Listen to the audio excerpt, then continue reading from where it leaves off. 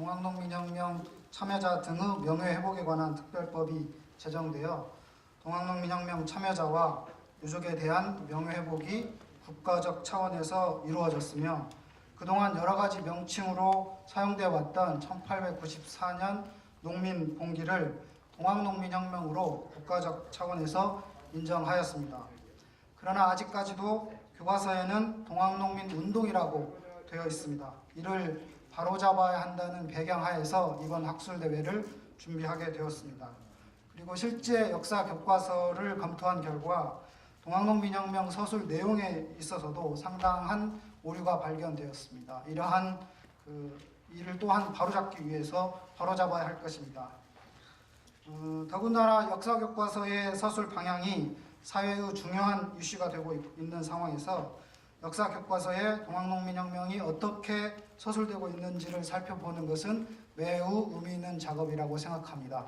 이번 학술대회를 통해서 교과서의 동학농민혁명 서술이 올바르게 이루어질 수 있기를 기대해 봅니다. 그럼 지금부터 동학농민혁명 기념재단과 한국근현대사학회가 주최하고 문화체육관광부가 후원하는 동학농민혁명 특별기획 심포지움 역사교과서의 동학농민혁명 서술 어떻게 할 것인가를 시작하겠습니다. 모두 자리에서 일어나 단상에 있는 국기를 향해 주시기 바랍니다.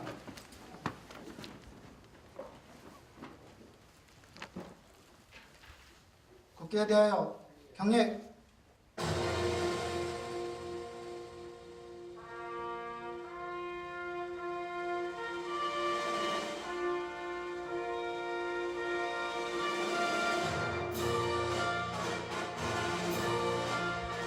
나는 자랑스러운 태극기 앞에 자유롭고 정의로운 대한민국의 무궁한 영광을 위하여 충성을 다할 것을 굳게 다짐합니다.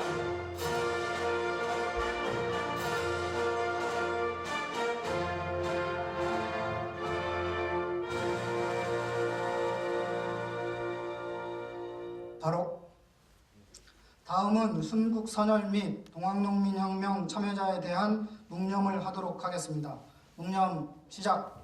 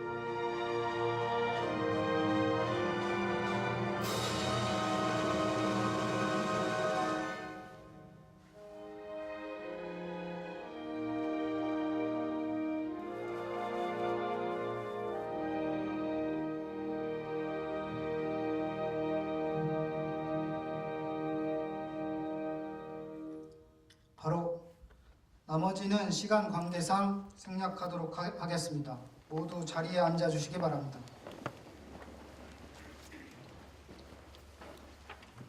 다음은 김영석 동학농민혁명 기념재단 이사장님께서 대회사를 해 주시겠습니다.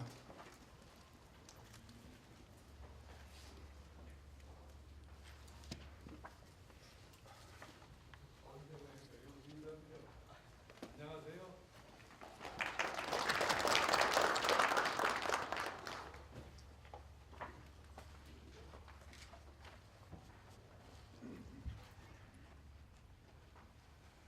반갑습니다. 갑자기 기온이 영하로 뚝 떨어져서 전형적인 초겨울 날씨가 되었습니다. 추운 날씨에 이렇게 많이 참석해 주셔서 대단히 감사하게 생각합니다. 오늘 저희 재단에서 주최하는 동학농민혁명 특별기획 심포지움을 위해서 전국 각지에서 이 자리를 찾아주신 여러분께 진심으로 감사의 말씀을 드립니다. 사람답게 살아가는 세상을 만들고자 하였던 동학농민혁명 정신을 자랑스러운 우리의 문화유산으로 가꿔주기를 바라시는 여러분의 염원을 우리 재단은 결코 잊지 않을 것입니다. 앞으로도 여러분의 기대에 부응하여 각고의 노력을 다할 것을 약속드립니다. 우리 재단은 오늘 역사 교과서의 동학농민혁명 서술 어떻게 할 것인가를 주제로 특별 기획 심포지움을 개최합니다. 동학농민혁명은 지난 2004년 동학농민혁명 참여자 등의 명예회복에 관한 특별법이 공포되면서 더 이상 난이 아니라 봉건제도를 개혁하고 일제의 침략으로부터 국권을 수호하기 위하여 분연히 일어났던 애족혁명으로 인정받은 바 있습니다. 그러나 아직까지 역사 교과서에는 동학농민혁명이 아니라 동학농민운동으로 표기하고 있어 특별법의 취지가 제대로 반영되어 있지 않습니다. 이미 특별법 제정을 통하여 정부로부터 동학농민혁명으로 인정받은 이상 정부가 주관하는 정규 교과 과정에서도 동학농민혁명으로 가르쳐야 함은 너무나 당연한 사실입니다. 따라서 우리 재단은 동학농민혁명 정신을 계속하고 널리 선양해야 하는 특별법의 취지에 따라서 오늘의 심포지움을 개최하게 되었습니다. 이뿐만 아니라 최근 동학농민에 대한 연구 성과가 비약적으로 늘어나고 당시의 역사상이 구체적으로 밝혀졌으나 아직까지 역사 교과서에는 충분히 수용이 되지 않은 상황입니다. 역사 교과서의 서술이 동학농민혁명 당시 사실과 부합하지 않는다면 그 정신을 올바르게 개성하기는 어렵습니다. 따라서 우리 재단은 이번 심포지움을 통해서 역사 교과서의 동학농민혁명 관련 서술 중 드러난 문제점을 검토하고 개선책을 내어놓을 예정입니다. 바로 이와 같은 작업을 학문적으로 뒷받침하기 위하여 우리 재단은 국내 최고의 근현대사 연구학회인 한국 근현대사 역사학회와 심포지움을 공동으로 개최하게 되었습니다. 김익원 한국 근현대사학회 회장님과 관계자 여러분께 감사의 말씀을 드립니다. 그리고 오늘 심포지움을 위하여 옥고를 내어주신 발표자, 토론자 여러 선생님께도 심심한 감사의 말씀을 드리고자 합니다. 여러분께서 애써 주셨기에 오늘의 심포지움 개최가 이루어질 수 있었다고 생각하고 있습니다. 마지막으로 오늘 이 자리에 참석해 주신 박순태 문화체육관광부 문화예술국장님께 특별히 감사의 말씀을 드립니다. 특별법에 따라 설립된 특수법인 동학농민혁명기점재단을 잘 보살펴 주신 덕분에 우리 재단은 안정적으로 발전하고 있습니다. 앞으로도 우리 재단은 법에 정한 목적 사업을 충실히 수행하는 기관으로서 열과 성을 다하겠습니다. 동학농민혁명의 뜨거운 피를 흘린 지 어느덧 117년이 지났습니다. 동학농민군의 숭고한 희생으로 인하여 우리는 오늘과 같은 민주시민사회를 건설할 수 있었습니다. 117년 전 가을 그들은 비록 우금치에서 물러설 수밖에 없었지만 이제는 자랑스러운 애국혁명으로 우리의 가슴에 영원히 살아 숨쉴 수 있게 되었습니다.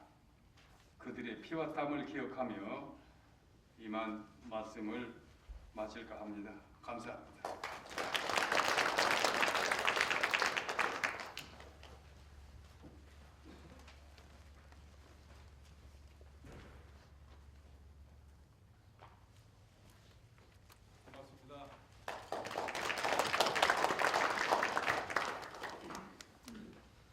다음은 김희곤 한국근현대사학회 회장님께서 환영사를 해주시겠습니다.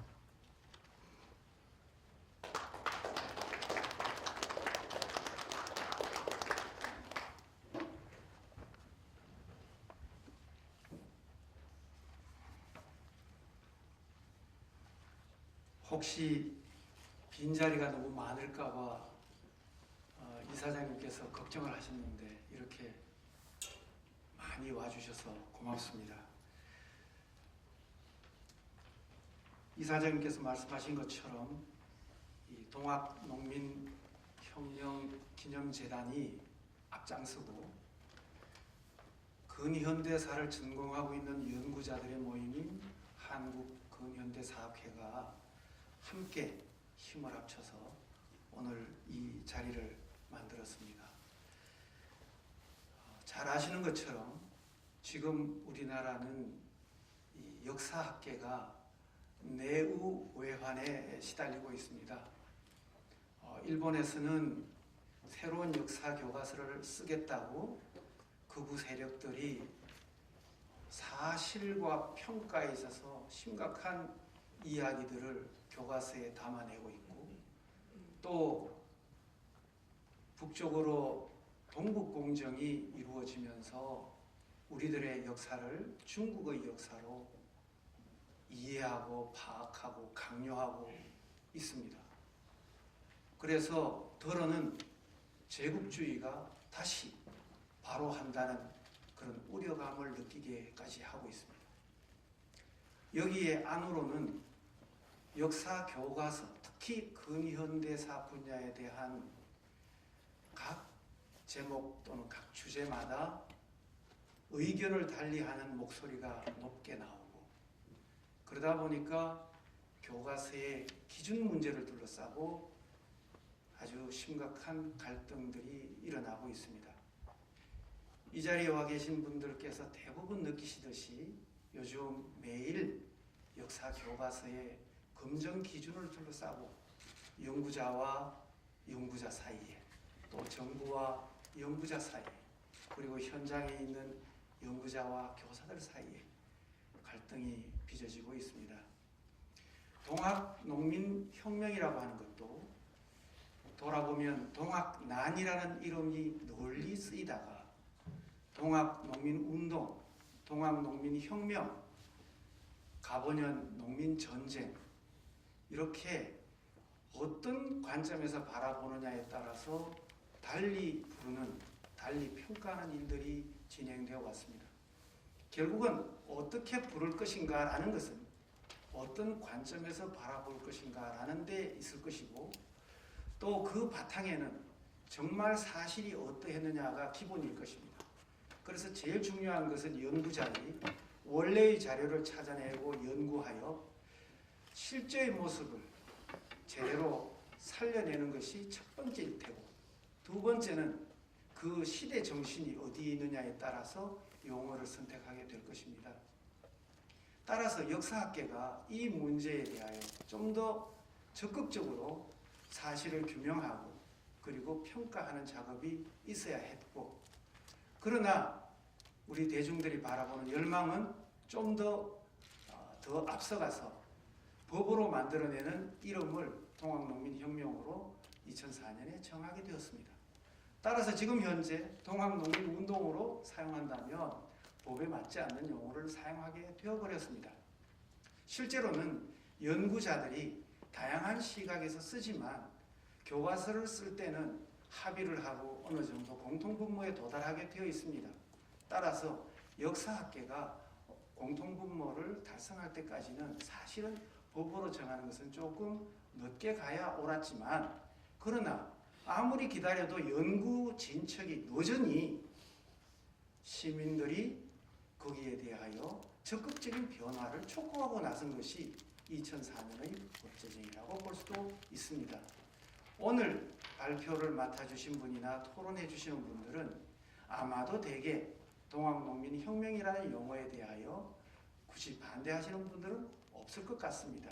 오늘 발표 속에서는 왜 혁명이란 말이 옳은가 하는 대한 발표도 있고, 또 이것이 우리 교과서 속에는 어떻게 표현되고 있는가라는 현실도 잡아주실 것 같고, 그래서 오늘의 연구 발표가 우리 교과서 서술에 있어 상당히 중요한 계기가 될 것이라고 믿습니다.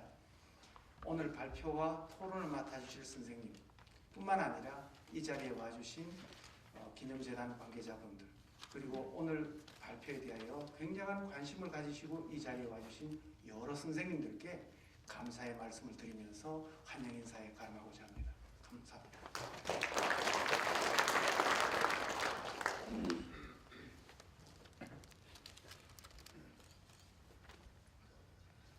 네, 다음은 박순태 문화체육관광부 문화예술국장님께서 축사를 해주시겠습니다.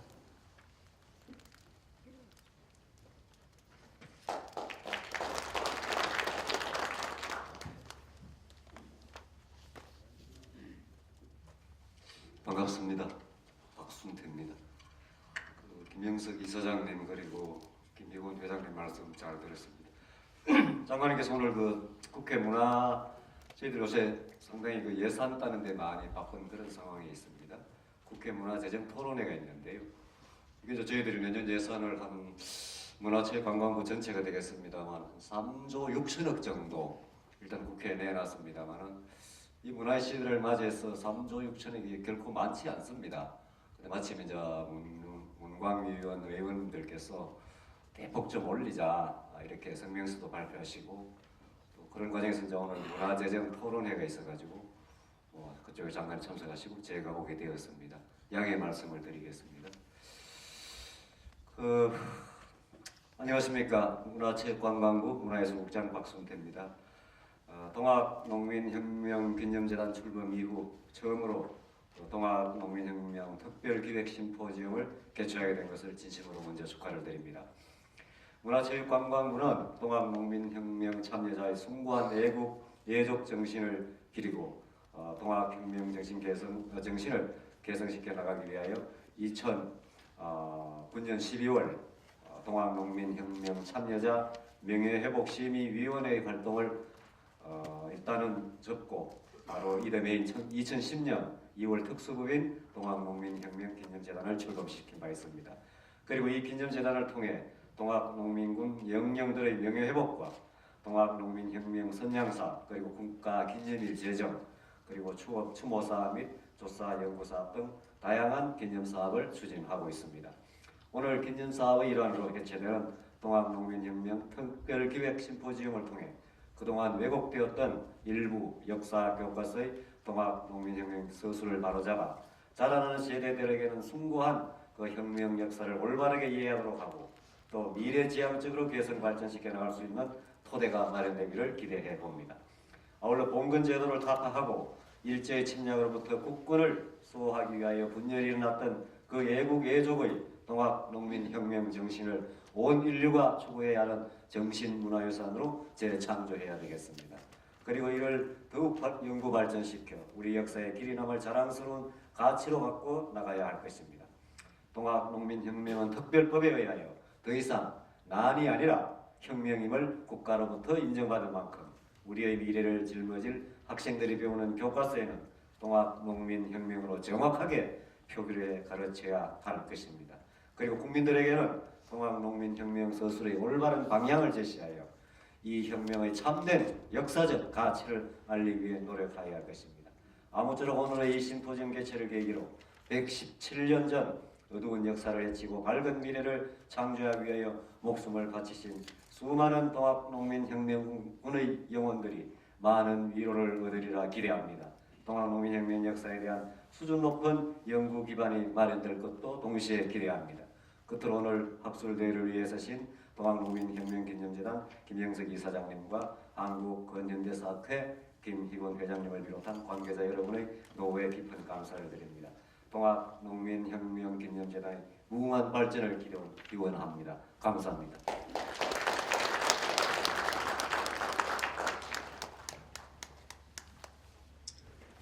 다음은 이번 학술대회에 참석해 주신 외빈 여러분들을 소개하는 시간을 갖도록 하겠습니다. 동학농민혁명 유족회 이기곤 사무총장님과 최정길 총무이사님 참석해 주셨습니다. 잠시 인사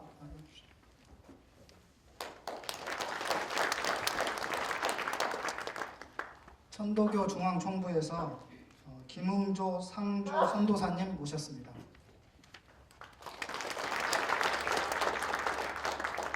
문화체육관광부 최선식 사무관님 모셨습니다. 동학학회 후원회 한광석 후원회장님 모셨습니다. 고창 동학농민혁명 기념사업회 진윤식 부이사장님 모셨습니다.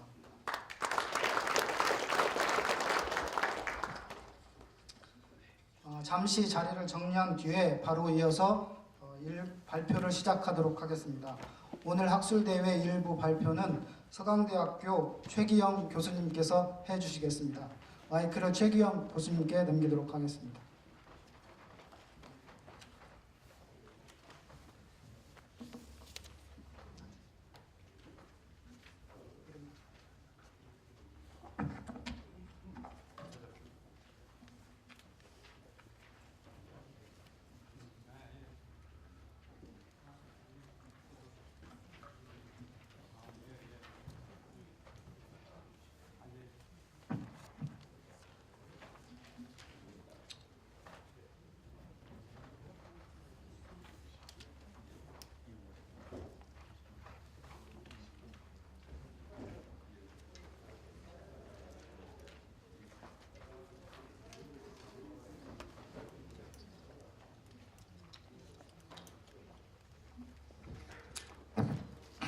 안녕하십니까. 제1부 사회를 맡은 서강대학교 사학과 최기영입니다. 오늘 역사교과서의 동학농민혁명소설 어떻게 할 것인가는 두 부로 되어 있는데 제1부는 좀 더 원칙적인 얘기들이 될 것 같고 2부는 교과서와 관련된 발표가 될 것 같습니다. 저희가 1부에 배정된 시간이 한 발표당 40분입니다. 그래서 30분 발표를 30분 내외로 하고 10분 토론이 있고 약식 토론이 있습니다. 그리고 토론에 대한 답변은 뒤에 종합 토론에서 듣기로 하겠습니다. 먼저 한국 근대사 소설에서 동학농민혁명의 위상이라는 제목으로 고려대학교 조광 선생님께서 말씀해 주시겠습니다. 조광 선생님께서는 한국 특히 조선시대 또는 개항 이후의 사상사 또 사상사를 주로 이제 공부를 하셨고요. 최근에 올해 고려대학을 정년 퇴직하시고 아마 역사학의 여러 가지 일들을 아마 앞으로 많이 해주실 거라고 생각이 드는데요. 우선 선생님 한 30분 정도 말씀 부탁드리겠습니다. 방금 소개받은 조광이라고 합니다. 제가 엄격히 얘기를 하자면은 동학농민혁명의 전공자로 보기는 어려울 듯합니다. 그러나 이 학생들을 가르치는 과정에서 이 동학농민혁명에 대한 관심을 갖지 않을 수가 없었던 것이고 또 제 자신이 19세기 사회 사상사를 공부를 하는 입장에서 동학과 그 동학의 하나의 결실로서의 동학농민혁명이라고 하는 것을 주목하지 않을 수가 없었던 것입니다. 이러한 입장에서 동학 관계의 글을 한두 편 써봤던 인연 때문에 아마 오늘 이 자리에 이렇게 불림을 받은 것 같습니다. 제가 설명을 드릴 부분은 한국 근대사 서술에서 동학농민혁명의 위상이라고 하는 제목입니다. 즉 이 동학농민혁명이라고 하는 것을 어떻게 하면 우리가 좀 더 깊게 이해할 수 있는가 하는 점을 제 나름대로 조금 간략하게 정리를 해보고자 합니다. 먼저 우리가 이 동학농민혁명에 대해서 이해를 하려면 연구 사료가 가지고 있는 특성 내지 기존에 대한 해석이 가지고 있는 문제점들이 무엇인가 이 점부터 짚고 넘어가야만 될 것 같습니다. 그 다음에 역사는 사료와 해석의 결합에 의해서 이루어지는 것입니다. 그렇다 할 때 이 동학농민혁명을 해석하는 데 있어서 어떠한 문제가 있는가, 거기에 관한 사료를 해석하는데 어떠한 문제가 있는가 하는 점도 간략하게 제 생각나는 대로 정리를 해보고자 합니다. 그리고 거기에 이어서 동학농민혁명을 교육하는 현장에서 역사 교육상에도 문제가 또 있다고 생각이 됩니다. 이러한 현장 교육과 관련돼서도 한두 마디 덧붙이고자 하고 있습니다. 그러면 들어가는 말부터 읽어 내려가기로 하겠습니다. 한국사 서술 과정에서 근현대사 연구는 20세기 70년대 이후에 급속한 발전을 보게 됩니다. 그 과정 내에서 동학 내지는 1894년의 동학혁명에 대한 연구가 심화되어 갑니다. 이 과정에서 이 대사건은 불평등 부자유의 세상을 대평등 대자유의 세상으로 만들려는 민중운동이고, 조선 후기 농민 항쟁을 통해서 성장한 농민 대중이 동학의 조직을 이용하여 자본주의 열강의 침략을 물리치려 한 대규모의 반봉건 반침략 투쟁으로, 특히 반봉건 반침략 투쟁이라고 하는 거가 학계의 대체적인 합의에 이르기도 했던 것이죠. 그리고 더 나아가가지고 민족 해방의 주체 세력으로서의 민중이 민족을 결집하는 효시적인 사건으로 이 동학농민혁명이 평가되기도 했던 것입니다. 그러나 그 연구사적인 궤적을 살펴보자면은 동학농민혁명은 일찍이 조선 후기 농민반란의 전통을 이어받은 밀란 내지 정통 정권에 대한 반란이라고 이해되어 오기도 했습니다. 이 입장에서 이 사건은 동학난으로 규정이 되었고, 이 사건에 참여한 사람들은 어디까지나 동비나 폭도로 지칭될 수밖에 없었던 것이죠. 그러나 식민지 시대에 들어와서 근대적 학문 연구 방법에 따라서 동학농민혁명에 관한 연구가 진행이 될 수 있었습니다. 그리고 해외의 독립운동자라든지 역사 연구자들도 봉건 제도 아래 신음하던 농민 대중의 계급 투쟁이고 외국 세력까지 구축하려던 투쟁, 즉 반봉건 투쟁이며 반제국주의 투쟁으로 규정을 하고, 여기에서 독립운동의 원동력을 얻고자 하기도 했습니다. 그 후 해방과 4.19 혁명 등을 거치는 과정에서 동학농민혁명에 대한 의미부여 작업과 연구가 조금씩 더 진전되어 나갔던 것입니다. 특히 일단의 한국 근대사 연구자들은 1994년에 맞게 될 동학농민운동 100주년을 준비하던 과정에서 동학농민운동에 관한 광범한 자료의 수집을 위해 노력을 전개를 했고, 이와 병행해서 동학농민혁명 및 그와 관련된 사건과 인접한 시기의 역사상에 대한 연구가 상당히 집중적으로 전개되어 나갔다고 생각이 됩니다. 그 결과 대부분의 연구자들은 긍정적, 발전적, 진보적 차원에서 동학농민혁명이 가지고 있는 역사적 의미를 규정하기에 이르렀습니다. 물론 이 과정에서 이 대사건이 농민전쟁론의 입장에서 반봉건 반침략의 전쟁으로 보는 관점이 강화되어 가면서 상대적으로 동학의 역할에 대한 평가는 점차 축소, 제한되어 가기도 했던 것입니다.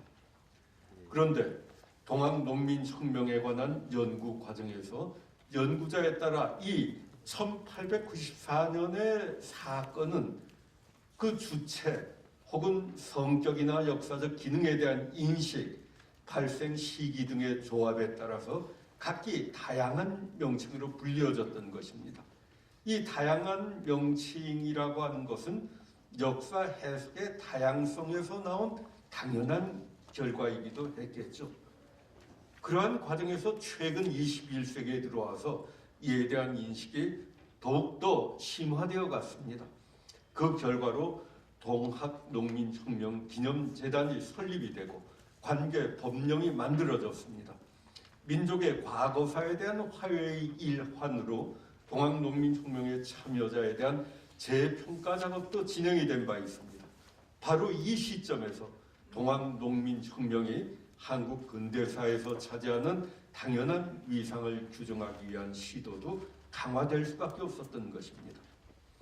이와 같이 동학농민혁명은 조선왕조 봉건 사회의 해체와 일본 자본주의에 의한 조선의 식민지화 그리고 민족 해방의 담당 주체로서의 민중의 민족적 결집 등의 중요한 계기를 이루었다는 점에서 한국 근대사에서 매우 중요한 위치를 차지하고 있습니다.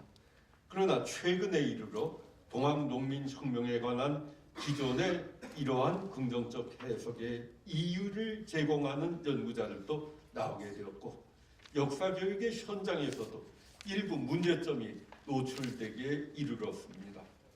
따라서 본고에서는 우선 동학농민혁명을 연구하는 데 주요 사료로 평가받아 왔던 오지영의 동학사에 대한 재음미를 시도해보고자 합니다.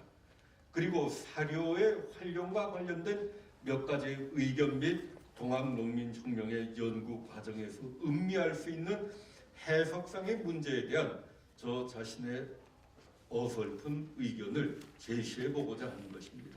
이에 이어서 역사교육 현장에서 동학농민혁명에 관한 교과서의 서술 내용에서 드러난 문제점도 같이 정리를 해보겠습니다.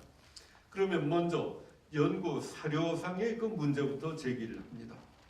흔히 얘기를 할 때 사료 없이는 역사가 없다고 합니다. 역사는 사료가 반드시 있어야 되는 것이죠. 모든 역사 연구는 그 사료를 기초로 합니다.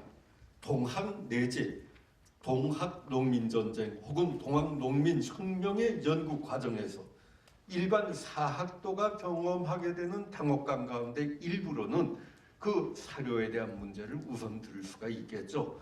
그 대표적인 예가 오지영 동학사가 될 것입니다.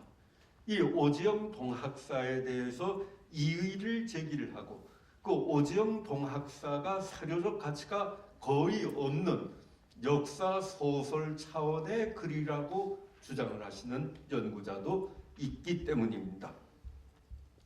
그러나 이 동학사는 그 나름대로 상당한 사료적 가치를 가지고 있는 것으로 인식이 되고 과거 동학 내지 천도교단 측뿐만 아니라 동빈 김상기 선생과 같이 동학에 관한 초기 연구자들도 이 동학사의 가치를 인정한 바가 있습니다.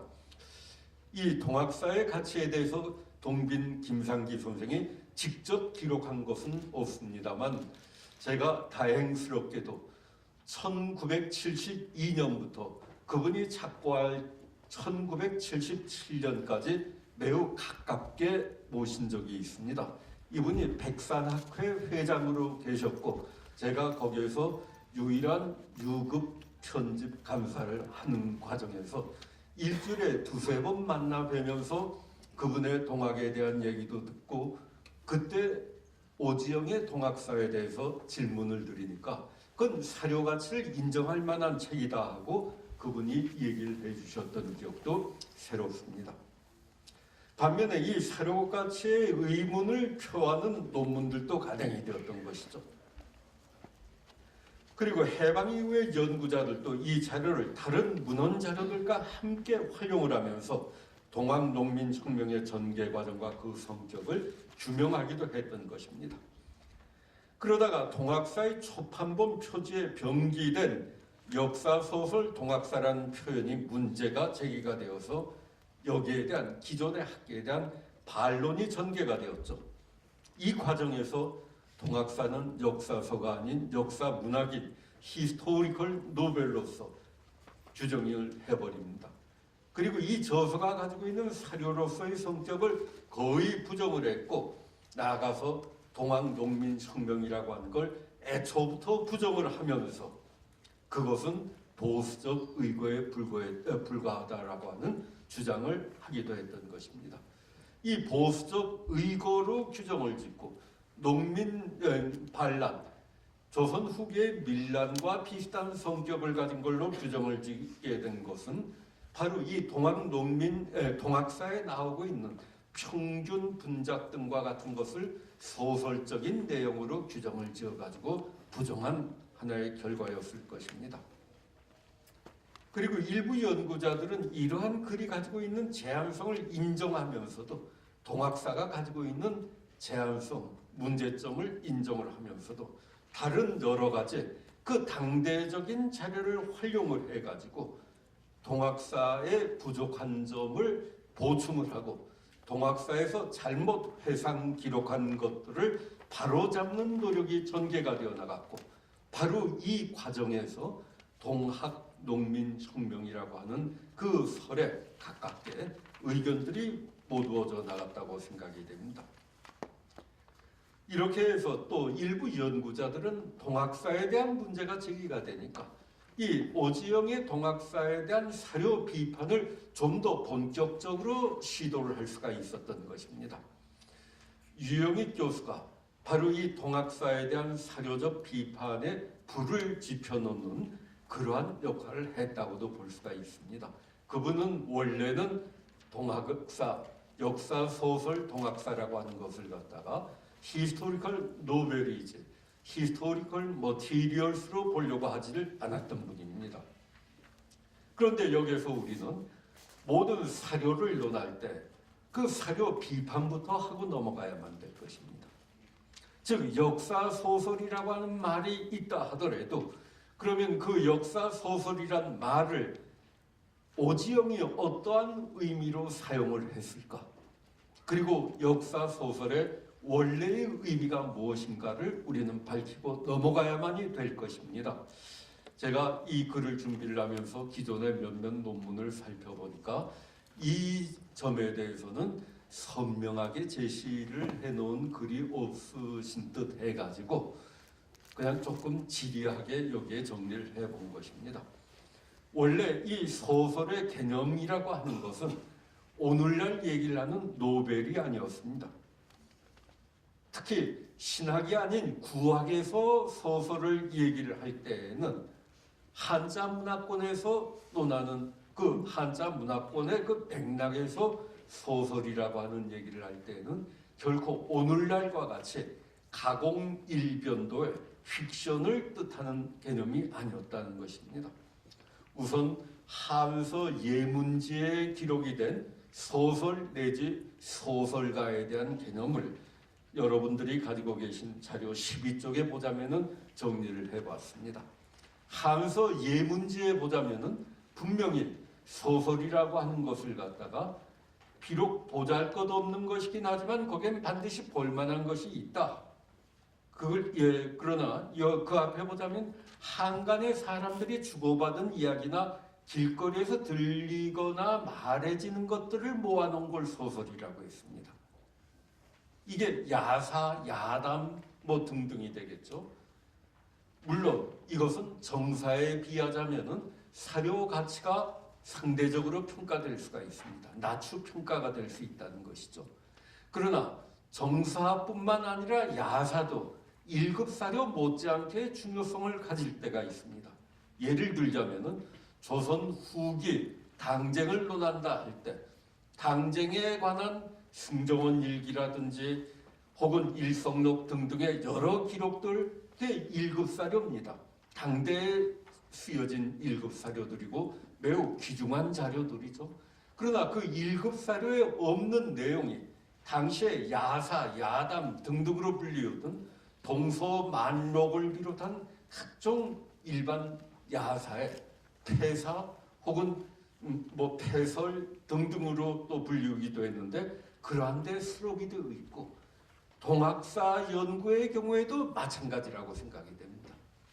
그 당시에 정보 보고서라든지 정부 당국의 관찰이라든지 이것 이외에 동학 농민혁명을 직접 경험했던 오지영의 입장에서도 그는 기존의 기록에서는 찾을 수 없고 기존의 기록에서는 기록될 수도 없는 여러 내용들을 자신의 책에다가 기록을 했고 그 기록들은 충분히 사료적 가치를 인정받을 수 있다라고 하는 입장에서 전 이걸 정리를 해본 것입니다.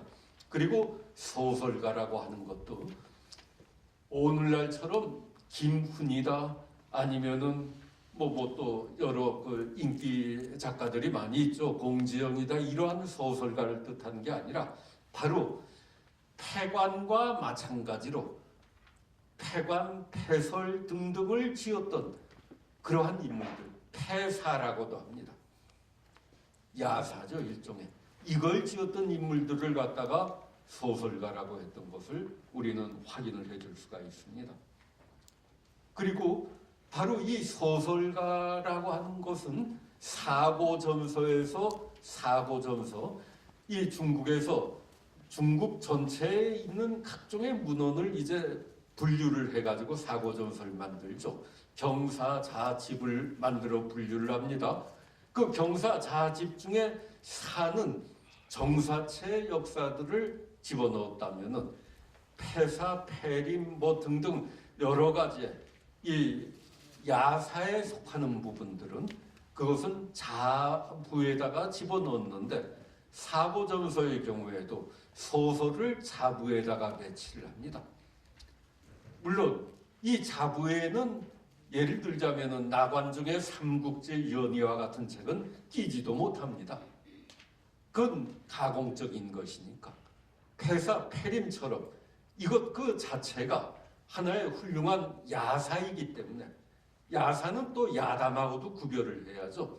사랑방 이야기처럼 야담 등등으로만 되어서는 결코 안 되는 거. 이건 근거 없는 것이니까. 야사와는 다른 야담과는 다른 사료적 가치가 있는 야담으로서 야사로서 그 인정을 받는 것만이 이 경사자집 분류에서 자부에다가 배치를 하고 있는 걸 주목을 해줄 수가 있습니다. 이렇다고 한다면은 구학을 한 입장에서 소설이라고 하는 개념 그 자체는 오늘날 역사 연구자들이 오늘날의 연구자들이 일반적으로 생각하는 노벨의 개념이 아니고 그것은 구학적 입장에서의 소설로 해석을 해줘야 될 것입니다. 물론 오지영의 경우에는 소설이 오늘날 우리와 같은 개념으로 통용이 되던 시대에 살았던 인물입니다. 그러니까 오늘날 우리의 개념까지 오지영은 알았던 인물이 아닐까 하는 생각도 듭니다. 그러나 그는 그 당시 이 책이 처음으로 간행이 되던 1940년이라고 하는 시점에서 일제에 의한 탄압 내지 출판 통제를 피하기 위한 하나의 방법으로 이중적 의미의 소설이라고 하는 것을 그 앞에 붙여놓게 된 것이죠. 그러다가 나중에 일제의 탄압이 점차 이제 이 해방 이후에 오게 되자면은 역사 소설이라고 하는 거가 혼동을 일으킬 우려가 크다고 하는 것을 오지영 자신도 잘 알았기 때문에 이 역사 소설이라고 하는 말을 빼버리고 그냥 동학사라고 하는 말로 부르게 되었다고 생각이 드는 것입니다. 이렇게 그 자료의 가장 중요한 거가 그 자료 제목부터 분석을 해야만이 될 것입니다. 그렇다면은 역사 소설 동학사라고 하는 제목 그 자체는 구학적 견지에서 보자면은 야사의 일종이지 그것이 완전히 히스토리컬 노벨을 뜻하는 그 단어는 아니다 하는 점을 인정을 해줘야만 될 것이고 여기에만 수록이 되어 있다고 해서 없던 것으로 주장을 하는 평균 분작과 같은 개념도 다른 자료를 통해서 평균 분작이란 말이 정확히 드러나진 않는다 하더라도 그 토지의 균분 경작이라고 하는 것이 이미 그 당시에 하나의 보편적인 합의 사항이었고 그것을 실천을 해나가는 과정이었다고 하는 점을 보자면은 충분히 인정을 해주고 그리고 그 동학농민혁명이 가지고 있는 토지혁명적 지향점이라고 하는 것도 같이 살펴볼 수 있지 않을까 하는 생각입니다. 그 다음에 동학관계 자료 정리에 대해서 15쪽에 서술을 하고 있는데 그거에 대해서도 좀 더 얘기를 해보겠습니다. 제가 10분만 더 얘기를 하고 토론자에게 시간을 또 드리기로 하겠는데요. 기록을 살펴보자면 사료 정리의 필요성을 상당히 많이 느낍니다. 우선 제일 중요한 건 동학의 정정이라고 볼 수 있는 동경대전 용담유사도 저는 이것이 어떻게 정경화되어 갈 수 있었는가 하는 그 과정에 관한 글을 미처 찾아보지를 못했습니다. 찾아보려고 했는데 제 눈에는 잘 안 띈 듯합니다. 분명히 동학 내지 천도 교단 측에서는 이 정경화 작업 과정에 대한 어떠한 정리가 있었을 것으로 생각이 됩니다만은 미처 교단 측에는 제가 문의를 못했습니다.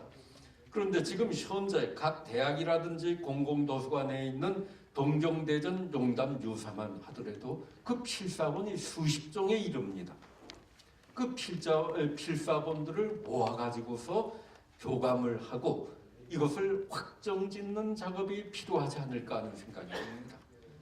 왜냐하면은 지금 이 동경대전 용담 유사라고 하는 매우 긴 문장들이 많이 있습니다. 논학문이라든지 뭐 등등 상당히 길죠. 교훈가도 길고요. 그런데 그 긴 문장을 인용을 하려면은 문제가 됩니다. 그래서 이것은 바이블의 경우를 반드시 그 모범으로 삼는 건 아닙니다만은 적어도 근대 학문은 분석을 하는 방법을 취한다고 한다 할 때 분석하고 비교를 하는데 쉽게 하기 위해서는 장절의 구분을 하게 된다면은 이 쉽게 그 인용된 자료를 직접 활용을 할 수 있지 않을까 연구자들이 그러한 생각을 오래전부터 가지고 있었습니다. 그리고 또 불경의 그 정전을 정하는 그 과정을 생각을 해보자면은 견과 론과 소 등등 모두가 다 불경입니다. 팔만대장경이라고 하는 거가 다 부다가 얘기를 한 거가 아니고 거기에는 경이 있고 논이 있고 소까지 포함을 해서 팔만대장경이 된 것이죠. 그렇다고 한다면은 이것은 문외한의 입장에서 동학 내지 천도 교단에 대해서 건의를 드리고 싶은 것은 적어도 경논소에 해당하는 여러 가지들을 자료들이 꽤 있습니다. 1970년대부터도 일부 순 선생의 문집의 일부가 발견이 된 것도 있었죠.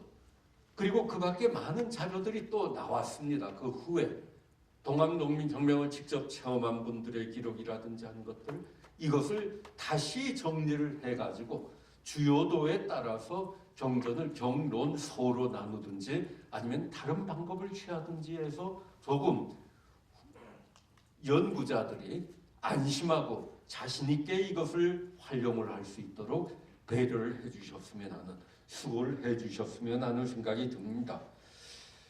이렇게 이제 이 경론소 아니면은 장절을 만든다는 것은 자료의 분석을 통해서 연구를 더 활성화시키는 기본 작업이 된다 생각을 해서 이것을 한번 제안을 드려보는 것입니다. 다음에 역사 해석상의 문제입니다. 흔히 이 동학을 논할 때 이 동학은 이른바 독일 농민전쟁론 바오른 크릭 이거에 입각을 해가지고서 이건 외피다. 외피지 내 핵은 아니었다 하는 주장을 하기도 합니다. 그런데 동양의 종교의 경우에 외와 내의 구별이 그렇게 확실한 것 없다고 생각이 됩니다. 동학도 마찬가지입니다. 유럽식 종교 개념이라고 한다면 내 외의 구분이 명확할 수도 있습니다. 요즘에 와가지고서는 유럽의 종교 개념에 있어서도 내 외의 구분 자체를 거부를 하거나 재검토하고 있기도 합니다. 그렇다면은 이 동학 외피론의 입장에서 1894년에 이 대사건을 규정을 지어가지고 어느 단계에 가면 종교운동이었고 어느 단계에 가서는 이른바 정치운동으로 전환이 되었다라는 얘기를 과연 그대로 비판 없이 오늘의 연구 수준의 입장에서도 받아들일 수 있겠는가 하는 생각이 드는 것입니다. 물론 종교운동론과 정치운동론의 그것은 매우 선명하게 동학농민혁명의 전개 과정을 이해하는데 도움을 줄 수 있다고는 생각이 됩니다. 그렇다 하더라도 이 둘이 서로 혼재되어 공존하고 있는 상황에서 일어나는 사건을 종교 외피론의 연장으로서 이걸 바라본다 할 때에는 여러 가지 무리한 점들이 나타나고 그 개념을 규정짓는 데에도 어려움이 따르지 않을까 하는 생각이 들어서 드리는 말씀인 것입니다. 그래서 종교 외피론에 대한 본격적인 검토도 아마 이 동학농민혁명을 연구하는 사람들의 과제인과 동시에 이것은 또한 천도 교단에서도 검토를 해볼 과제가 되지 않을까 생각이 됩니다. 보수적 의거론, 만약에 혁명이라고 한다면 보수적 의거론은 말이 안 됩니다. 물론 혁명에는 유럽적인 의미도 있고 동양적인 의미도 있고 여러 가지가 있겠죠. 적어도 우리가 동학농민혁명이라고 할 때에는 근대적 개념의 혁명일 것입니다.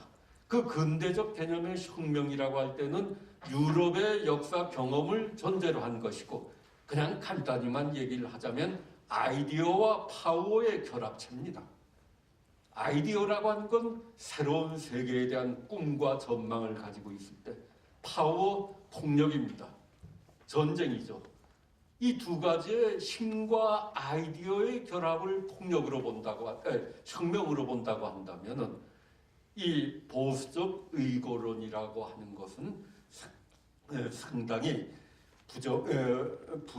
부당한 논리가 아닌가 하는 생각도 듭니다.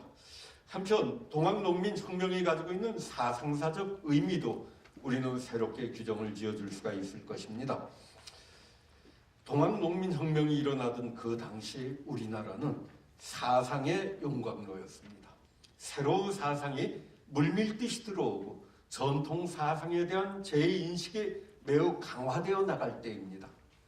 그런데 이러한 우리나라의 사상사에 있어서 사상의 자유가 언제부터 주어졌느냐? 저의 짧은 생각으로는 1895년입니다. 이때 와가지고서 천주교가 공식적으로 인정을 받게 됩니다.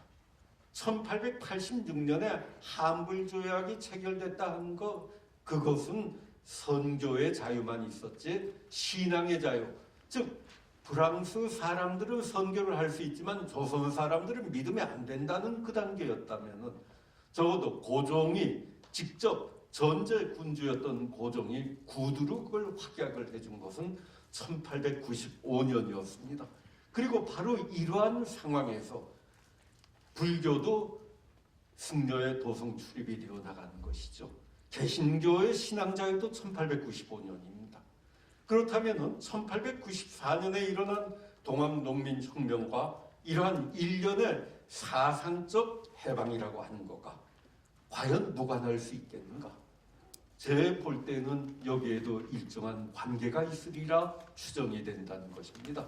즉 동학농민혁명, 즉 동학이라고 하는 하나의 종교 신앙의 억압의 결과는 이것은 곧 정부의 입장에서 보자면 반란이요, 주체자의 입장에서 보자면 전쟁이거나 혁명이었겠죠.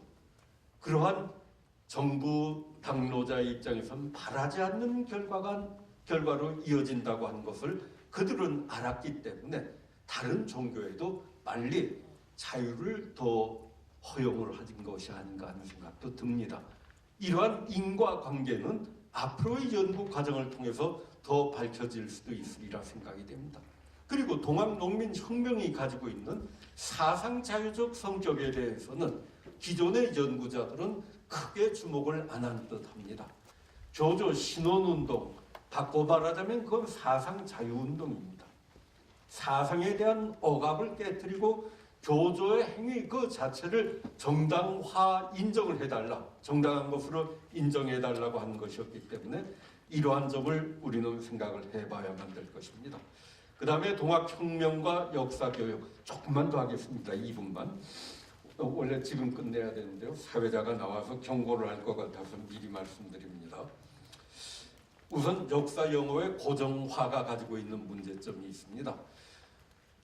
이 역사 교과서 지필 규정에 보자면은 지금 최근에 발표된 얼마 전에 발표된 것에도 동학농민운동으로 돼 있죠. 동학농민운동으로 돼 있는데 이건 좀 문제가 있다고 생각이 됩니다. 그러니까 실제로 전쟁론이건 혁명론이건 다른 방향으로 동학을 논할 수 있는 가능성을 애초에 차단을 시켰다고 생각이 됩니다. 그럴 바에는 아예 용어를 그렇게 규정을 하지 말고 하나의 최종 학계의 견해가 모여질 때까지는 과도적으로라도 풀어놓는 거가 하나의 방법이 아닐까 하는 생각이 듭니다. 그래서 동학농민운동이라고 할 때에는 비폭력적 방법을 중심으로 한 사회변혁운동이라고 하는 사회변혁론이라고 하는 그러한 의미가 강하다고 보고 있습니다. 일반 사회학에서 말을 하고 있는 사회변동론에서는 말입니다. 전쟁론도 저는 가능하다고 생각이 됩니다. 왜? 그 전쟁론 안에는 혁명전쟁론도 있습니다. 혁명을 위한 폭력이라면 그 새로운 아이디어를 전쟁을 통해서 구현을 하려고 하는 거가 혁명전쟁론이거든요. 쉽게 표현을 하자면. 그러나 이제 그 개념을 정리를 해나가는 과정이 반드시 우리 학계에는 필요할 것 같습니다. 그 다음에 정확성을 보증을 해야 되는데 교과서가 부정확한 사례가 많이 있습니다. 오늘의 발표자들도 그 점을 지적을 해 주실 겁니다. 그런데 그 부정확한 사례 하나만 들자면은 천도교가 바로 인내천 가지고 천도교가 아닙니다. 최재우 수훈 선생이 인내천을 가지고서 천도교를 만들었다고 얘기를 합니다.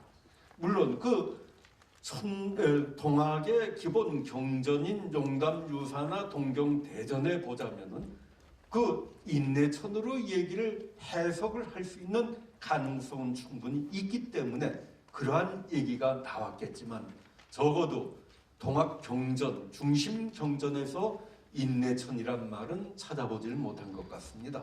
그럴 때 최재우가 얘기를 한 시천주라는 개념을 뚜렷하게 내세워야 되는데 아직까지 교과서에서 인내천 운운하는 그러한 교과서들도 남아 있습니다. 그렇다면 그건 바로 잡아야 되겠죠. 그리고 필수적인 내용도 확인을 해야 될 겁니다. 왜 이 동학의 뭘 교과서에서는 반드시 수업을 해야 된다고 하는 필수적 내용의 확인이라고 하는 건 적어도 오늘날 우리들이 존중하는 헌법 정신하고 동학이 어떻게 관련을 맺을 수 있느냐는 제시를 해야 되지 않을까 하는 생각 때문입니다. 우리나라의 헌법 전문에 보자면은 거기에는 3.1운동의 정신이 나옵니다. 동학까지는 언급이 안 돼 있죠. 그렇다 하더라도 이 특별법에 보자면은 3.1 정신의 원류로서의 분명히 동학농민혁명을 들고 있습니다. 그럴 때 이 동학농민혁명은 간접적으로라도 오늘날 우리 사회가 추구를 하는 헌법적 가치와 관련을 맺고 있는 것입니다. 그러한 점이 교과서에 어떠한 형식으로든지 반영이 되면은 좀 더 올바른 방향의 역사 교육이 가능하지 않을까 하는 생각을 간략하게 줄여가지고 말씀을 드렸습니다. 제가 5분 정도 시간을 초과해서 대단히 미안합니다. 감사합니다. 예, 선생님 시간을 더 못 드려서 죄송합니다. 예, 토론은 인하대학교 사학과의 이영호 선생님께서 맡아주시겠습니다.